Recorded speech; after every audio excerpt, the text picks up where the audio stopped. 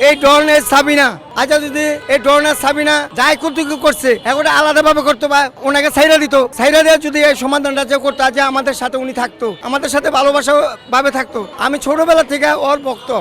ওর স্টাইলে চলে এমনকি বিশ্বাস করবেন না ওই মনে আমার থেকে এগুলো শিখছে মানে কইলে ভুল হইব কিন্তু আমি হের বয়স আমার বয়স সেম বয়স কিন্তু এই যে মানুষের ভালোবাসা এই মানুষের কত ভালোবাসা সবাই ওনার জন্য পাগল আচ্ছা যদি এই